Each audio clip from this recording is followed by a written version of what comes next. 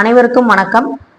திருவண்ணாமலையை நினைச்சாலே முக்தி கிடைக்கும்னு சொல்லுவாங்க. அதே மாதிரி இந்த சிறுவாபுரி கோவில நம்ம சிறுவாபுரி முருகனை இருந்த இடத்துல இருந்தே வேண்டிக்கிட்டோம்னா வேண்டிய வரங்கள் எல்லாம் கிடைக்கும் அப்படின்னு சொல்லப்படுது.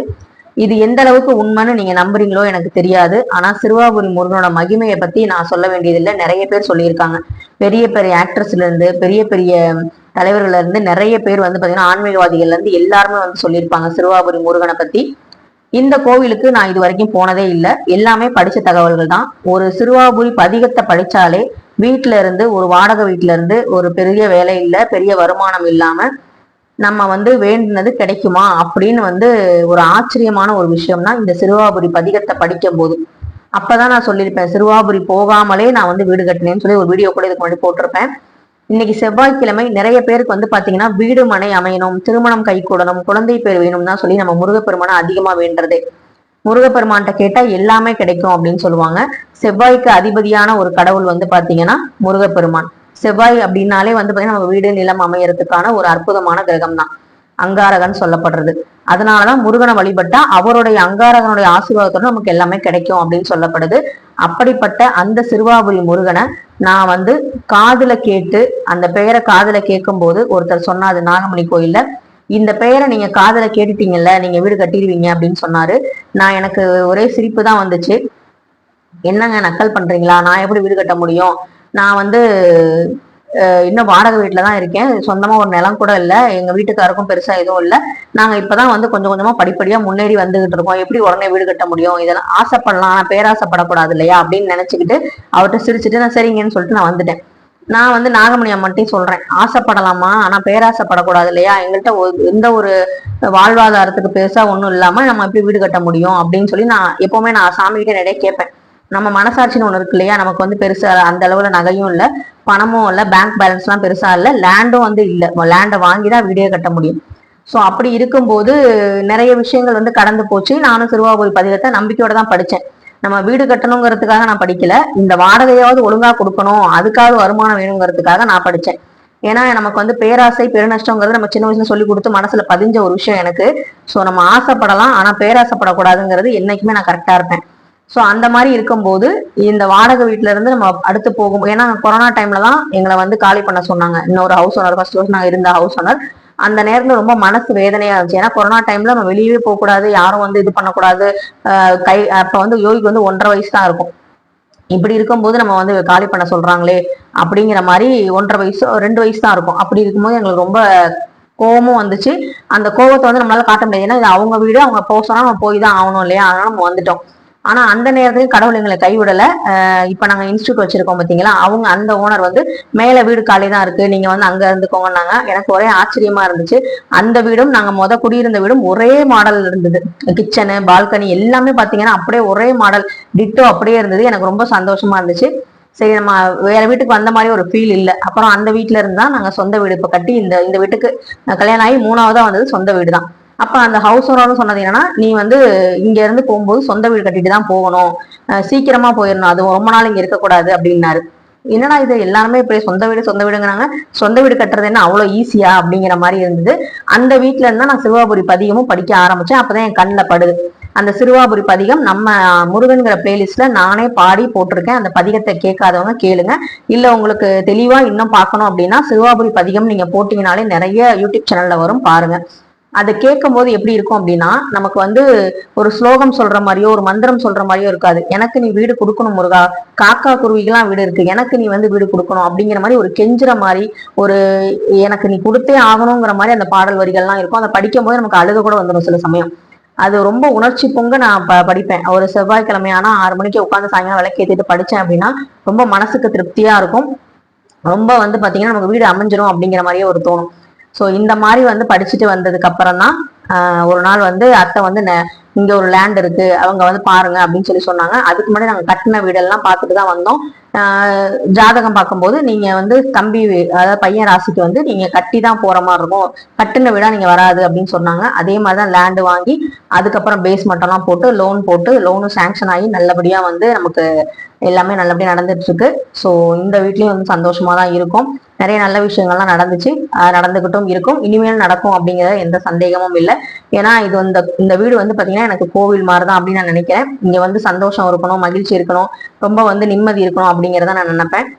அதுக்கப்புறம் நிறைய சண்டை சச்சரவுகள்லாம் வரும். சில சமயம் வந்து நம்மளே அறியாம நிறைய பிரச்சனைகள் வரும். ஆனா அந்த சாமி ரூம்ல போய் உட்காந்து நம்ம வந்து ஏதாவது நம்ம கவலைக்கு நீதான் தீர்வு சொல்லணும் அப்படின்னா கண்டிப்பா அதுக்கு தீர்வும் கிடைச்சிரும். அது ரொம்ப பெருசாக்காம சின்னதாவே வந்து குறைச்சிருவாங்க கடவுள். அந்த நம்பிக்கையெல்லாம் இருக்கு.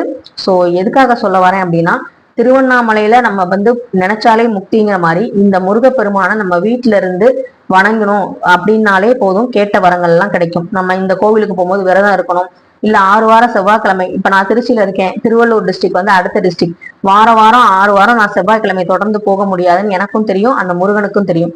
ஆனா எப்படி வந்து பாத்தீங்கன்னா எனக்கு வீடு அமைச்சு கொடுத்தாரு அப்படின்னா, இது ஒரு சின்ன கதை மூலமா நான் சொல்றேன். ஒரு மன்னர் வந்து பாத்தீங்கன்னா ஒரு பழங்குடியினரோட இருக்கிற இடத்துல வந்து பாத்தீங்கன்னா ஒரு நல்ல ஒரு சிலை, ஒரு மரகத சிலைன்னு வச்சுக்கோங்களேன், அந்த சிலையை வந்து வழிபாடு செய்யும் பொழுது அந்த அந்த கடவுளை வந்து நம்ம ஊர்ல கொண்டு வந்து வச்சோம் அப்படின்னா நம்ம வந்து நல்லபடியா நமக்கு அருள் கிடைக்கும் அப்படின்னு சொல்லி அந்த அரசன் வந்து நினைக்கிறான்.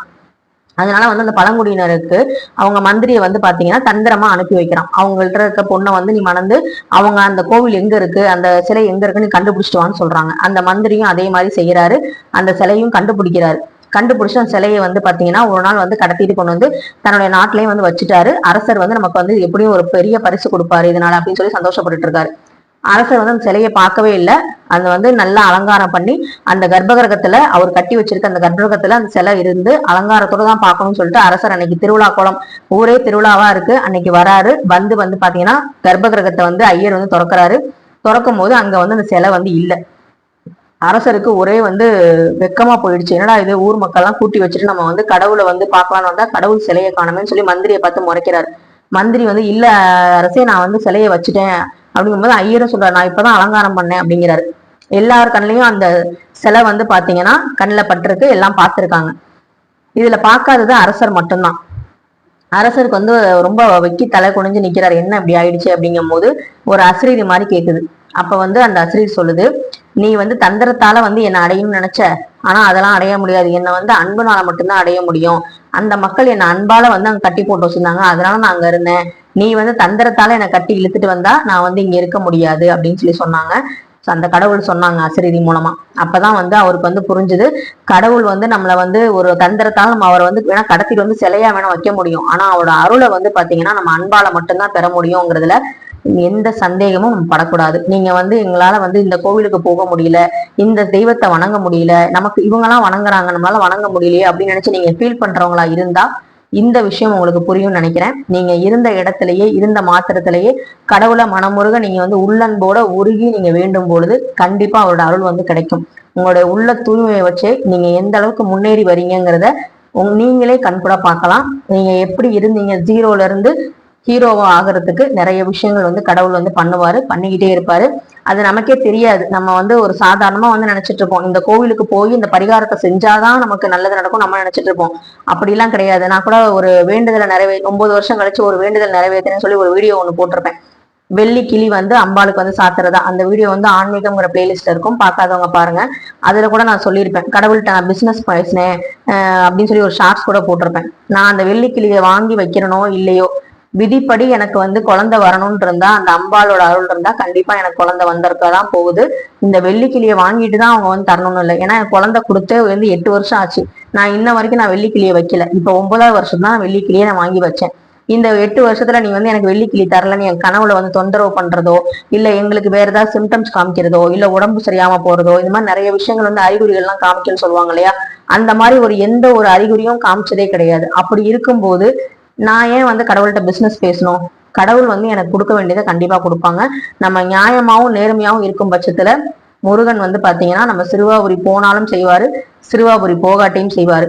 ஆனா நான் ஏன் சிறுவாபுரி போகணும்னு இந்த வீடியோ பதிவுல சொல்றேன் அப்படின்னா, கண்டிப்பா வந்து எனக்கு செஞ்சிருக்காரு, வீடு கொடுத்துருக்காரு. அவருக்காக நான் தனியா ஒரு உண்டியிலே சேர்த்துக்கிட்டு வரேன் காசு. அந்த காணிக்கையை கொண்டு போய் நான் செலுத்தணும். அது இல்லாம அவரை வந்து அந்த இடத்துல போய் நான் பார்க்கணும், அவரை பார்க்கணும் ஒரு ஆசை எனக்கு இருக்கு. அந்த ஆசையை நிறைவேற்றிக்கிறதுக்காக நான் போகணும். அவரை பார்க்கணுங்கிறதுக்காக போறேன், அவருக்கு நன்றி சொல்லணுங்கிறதுக்காக போறேன். அவரு என்னை வந்து நிறைய நல்லா வச்சிருக்காங்க, எங்க குடும்பத்தை நல்லா ஆசீர்வாதம் பண்ணிருக்காங்கிறது எனக்கு நல்லாவே தெரியுது. ஆனா அவரை போய் நான் பார்க்கணும். அதுக்காக தான் இந்த சிறுவாபுரி முருகனை பத்தி நான் இன்னைக்கு சொல்றேன். முருகா நீ கண்டிப்பா என்னை கூப்பிடணும் முருகா, சிறுவாபுரிக்கு நாங்க வரணும், குடும்பத்தோட வந்து உன்னோட ஆசீர்வாதத்தை வந்து வாங்கணும். நிறைய பேர் வந்து யூடியூப்ல இப்ப சமீபத்துல வந்து 2-3 நாளா எனக்கு சிறுவாபுரி முருகனை பத்தினே ஒரு வீடியோ வந்துட்டு இருந்துச்சு. வடிவுக்கரசி அம்மா வந்து சொல்லியிருந்தாங்க, வேலையே இல்லாதப்ப எனக்கு வேலை கொடுத்தாரு முருகன், சிறுவாபுரி முருகன். வீடு இல்லாத ஒரு டான்ஸர் டான்ஸ் மாஸ்டருக்கு வீடு நான் சொன்னேன், சும்மா அந்த கோவிலுக்கு போயிட்டு வா வீடு கிடைக்குதான் அப்படின்னு சொன்னோடனே அவங்க போயிட்டு வந்தாங்க. உடனே அவங்க இருந்த வீட்டையே வந்து சொந்த வீடா மாத்திக்கிட்டாங்க அப்படின்னு சொல்லி இந்த மாதிரி நிறைய விஷயங்கள் வருது.